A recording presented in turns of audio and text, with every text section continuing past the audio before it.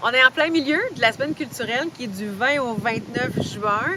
On vient de passer le premier week-end qui était en pleine festivité de la fête nationale et en pleine canicule aussi. Donc, du côté des lieux culturels, il y a encore plein de places pour aller visiter les institutions muséales dans les prochains jours.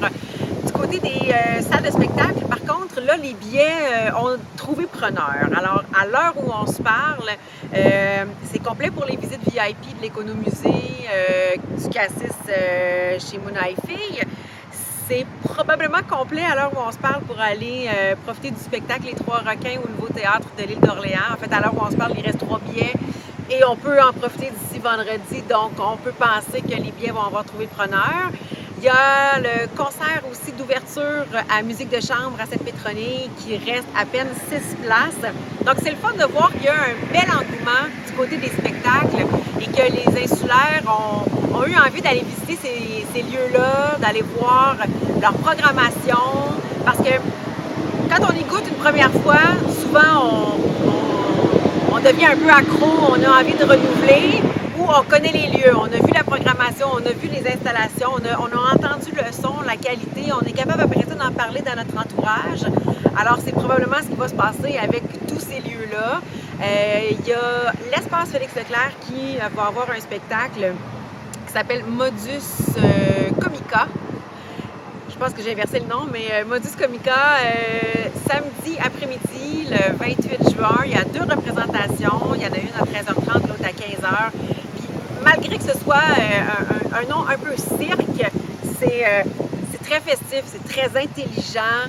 Il y a 2 niveaux, donc autant les adultes vont trouver des références à plein d'autres pièces qu'ils connaissent déjà, et les enfants, eux, vont avoir plein d'éléments loufoques là, qui vont les faire rigoler aussi. Fait que tout le monde trouve son compte, mais tu sais, je parle d'enfants, je parle de famille, mais c'est pas un spectacle là, qui est exclusivement famille.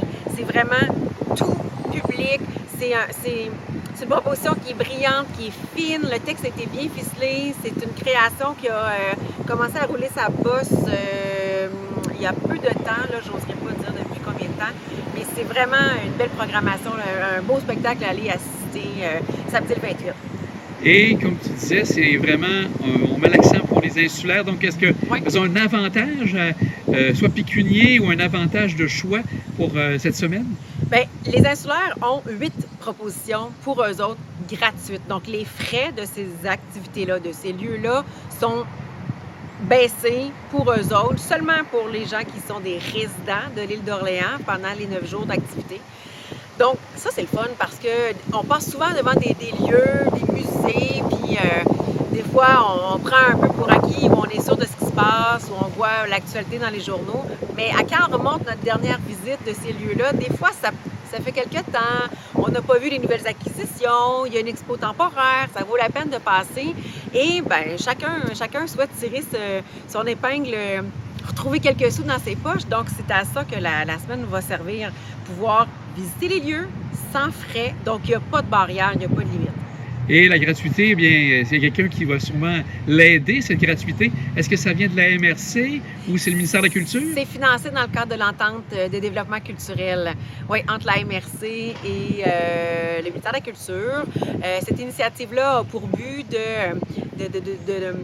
de favoriser l'adhésion, augmenter la connaissance des insulaires, des résidents de l'île d'Orléans pour aller consommer ces lieux-là, pour aller voir ce qui se passe là-bas, parce que c'est quand même incroyable de savoir l'histoire, la qualité des bâtiments qui sont ici, qui sont à notre portée de main, à quelques pas de chez nous, que souvent on passe devant à tous les jours et qu'on n'a peut-être pas visité ou notre dernière visite date d'il y a longtemps.